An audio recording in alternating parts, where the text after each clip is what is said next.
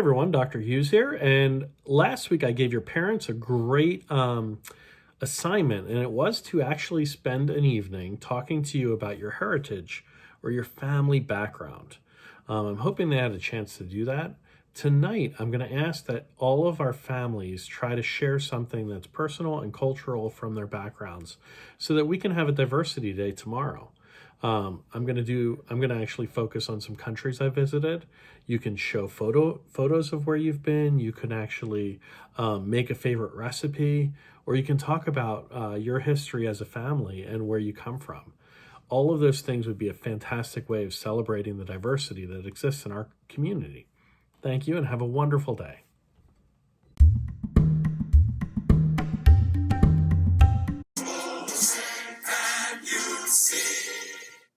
Ladies and gentlemen, boys and girls, the flag of our country is before us. Please rise for the Pledge of Allegiance.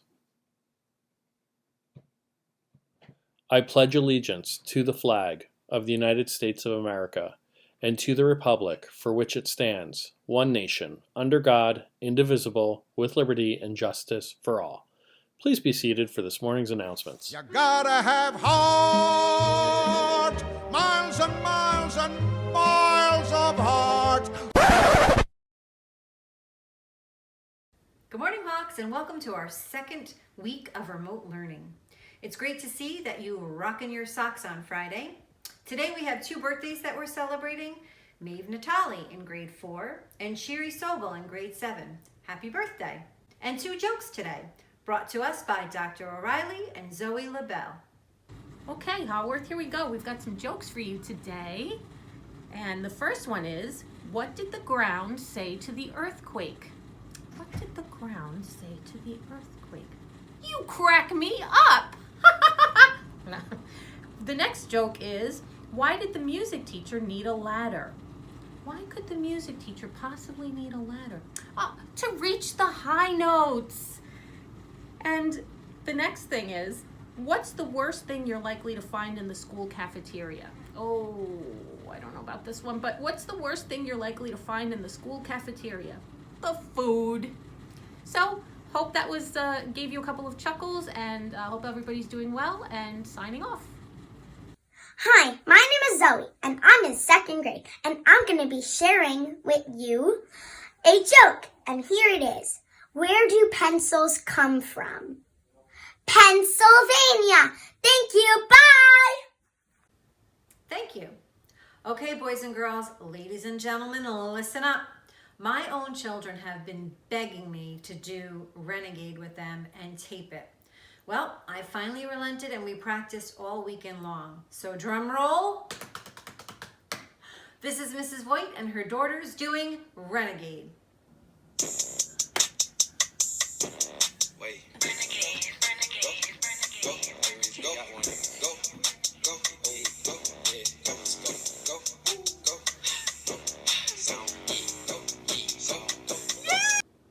Can you believe we taped that in one shot?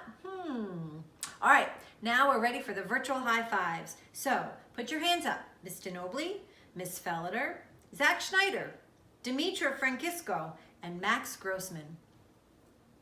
Have a great day, boys and girls, and keep sending me your jokes. Make it a magnificent Monday.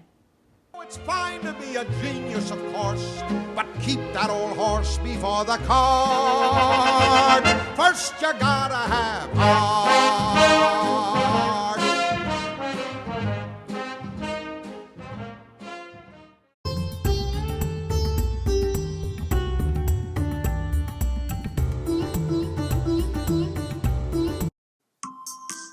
What would you do with $100,000? Well, let's see. You could buy a fancy new sports car. You could get a pack of gum every day for the next 273 years. You could rent an amusement park and throw a party for 5,000 of your closest friends. Or you could join the SIFMA Foundation stock market game and learn how you can grow your money by investing it in stocks, bonds, and mutual funds. Every year, across the country and internationally, 600,000 students just like you participate in the stock market game. It has helped them to do better in classes like math, language, social studies, economics, business, personal finance, and technology.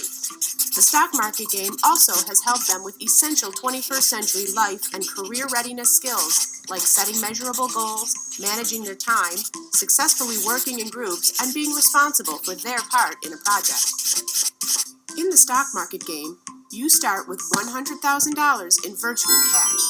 Your goal is to use that money to create a top-performing investment portfolio containing stocks, bonds, and mutual funds. The SIFMA Foundation stock market game helps prepare you for your future. It helps create an economy built to last by providing you and your friends with a complete and competitive education that will enable you to succeed in a global economy based on knowledge and innovation. Prepare for success today. Tell your teacher, gather your friends, and join the stock market game. It's an investment in your future.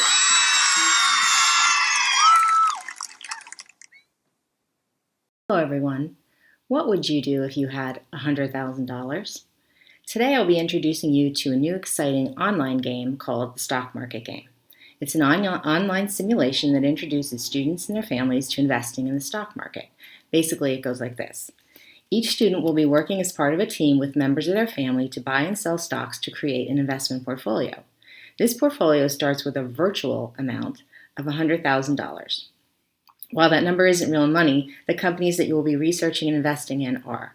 How you grow that number is totally up to you. This is a 10-week game involvement. Every student and their family who wants to participate gets a username and password to register for the game. Through Google Classroom, I will provide you with rules and instructions on how to play. Each day I will make available different videos, worksheets, and tips to give you more information. We'll be learning a lot of this stuff together. It's called a game because everyone who plays will be participating with other teams in New Jersey to see if they can become the top-ranked team in their grade level. At the end of 10 weeks, winners will be determined and announced. This activity is open to 5th, 6th, 7th, and 8th graders. An email will be sent to you and your families with Google Classroom codes for each grade level. If you are interested, and I hope that you are, please sign on to your classroom named the Stock Market Game, and I will send you a personal username and password.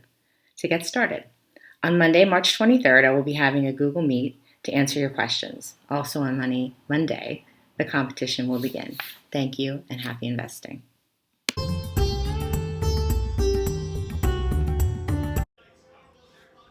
I'm thankful for my family, my friends, my school, my teachers, and shelter, and water, and food, and clothes. Those are what I'm thankful for. Hey Mom, make sure you put it over there. No, Mom, look. Oh, no, put it. Yeah. I made it work. 7. Yeah. 8. Wait, you're not. Can I ask for Dr. Hughes? Maybe. Oh, shit. You do the best you can. Oh, shit. And I'm doing it too. 11. 12.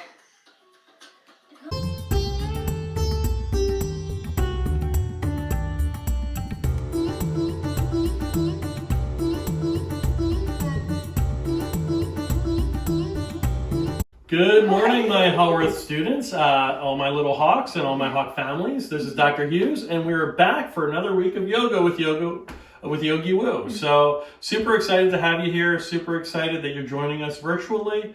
Wish we were there, but here we are. So let's get started. All right, Yogi Woo. Here we go. So we're going to start with our lion's breath because it's such a fun thing. And we had an idea, actually, if you want to send in a video of yourself doing your lion's breath, send it over to Dr. Hughes. So you're going to bring your hands out to the sides. You're going to take a breath in. And as you exhale, good. Again, inhale. And exhale. Inhale. Exhale. 2 more. Inhale. Exhale. Last one. Inhale. Exhale. And release that out. Keep your bottom jaw relaxed away from the top, so space between your teeth. Maybe part your lips. And just breathe here. Notice how that feels in your chest and your throat. Maybe taking some slow, deep breaths through the nose.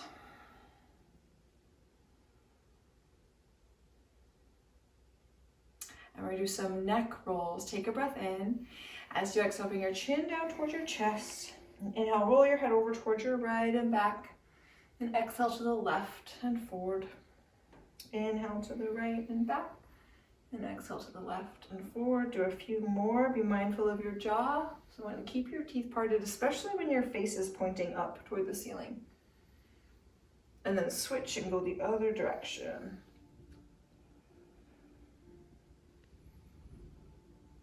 Remember, if you don't breathe exactly as I said, it's totally okay. Don't stress about that. Just make sure you're breathing.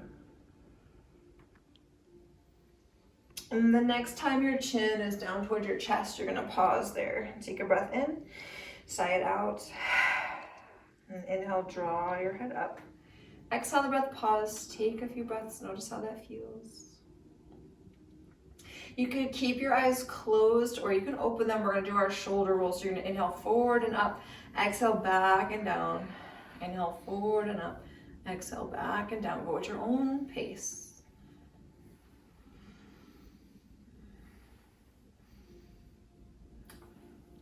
Switch, go the other way. Inhale back and up, exhale forward and down.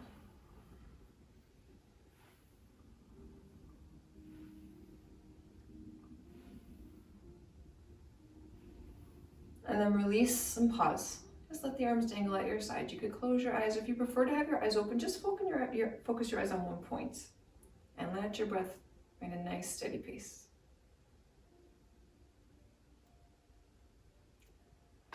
Let's inhale, draw the shoulders up by the ears. As you exhale, sigh and drop. Inhale up. Exhale, sigh and drop. One more time, inhale up. Exhale, sigh and drop. Good. So we're going to do another breathing exercise that incorporates the whole body. So I'm going to turn to the side so you can see if you can still face forward. So you're going to have your feet about hip width apart, right? Or maybe slightly wider, a place where you feel like you're really grounded in your feet. And the inhale, you're going to bring your arms up. As you exhale, you're going to kind of swing down. So you can bend your knees and you go, and inhale up, little back bend, and then exhale. And keep going like that. So you inhale up and exhale. You can be breathing through your nose or through your mouth.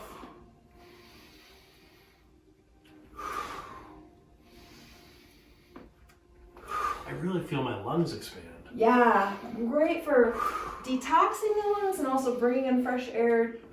Let's do one more. And on this next inhale, get nice and tall, stay tall. And as you exhale, spread through your fingers, spread through your chest, slowly open the arms, bring them all the way down. And then pause, take a few breaths, notice how that feels.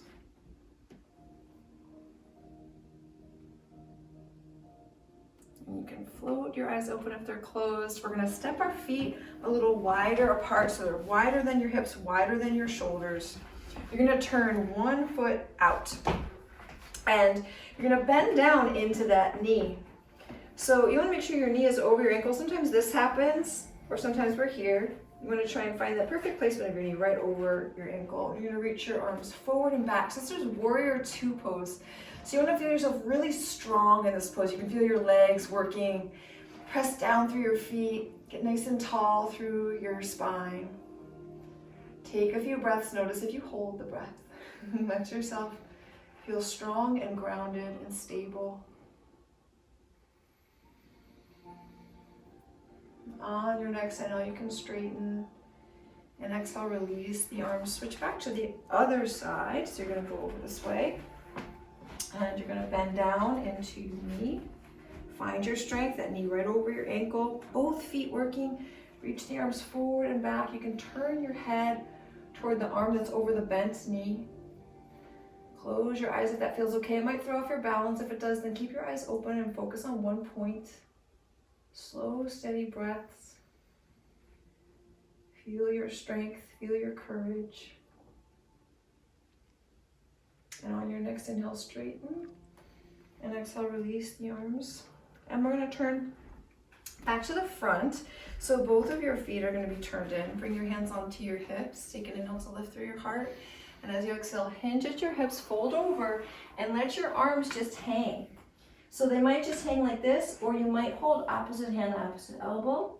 You can shake your head a little bit, yes and no. Is it okay to bend the knees? It's totally okay to bend the knees, especially if the hamstrings are tight, and you can sway your torso a little bit from side to side.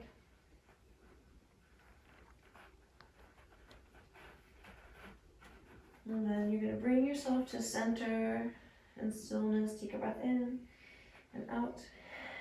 And on your next inhale, you can press through the floor or against your shins and lift yourself to a flat back, and then hold it there. As you exhale, bring your hands to your hips, and inhale with the flat back, come all the way up.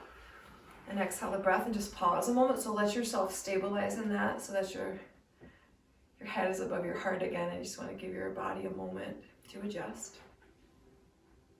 And then take a breath in, sigh it out. And you can step your feet back together. And so we're going to bring our hands to rest onto the thighs here. And you can close your eyes in that position. And just feel your hands, feel what that feels like on your thighs here. And I'm going to say a few words. And when I say them, you can say them also. You could repeat them out loud, or you could say them to yourself in your mind, or you can just hear me saying them. Whatever feels right for you. I am stable. I am safe. I am grounded. I am strong. Then move your hands up to your heart. Right hand over the heart, left hand over the right. Just feel your breath rise and fall under your hands. Bow your head down towards your heart. Take a moment to thank yourself for making this little bit of time to practice. Take a breath in and out. And pause another moment in gratitude for yourself, for the beautiful and amazing being you are, all of your talents, your gifts, and your blessings. Take a breath in and out. And on your next inhale, draw your head up. Exhale the breath. And you can bring your hands together, and we'll say together, Namaste. Have a great day, guys. It's fine to be a genius, of course, but keep that old horse before the cart. First you gotta have heart.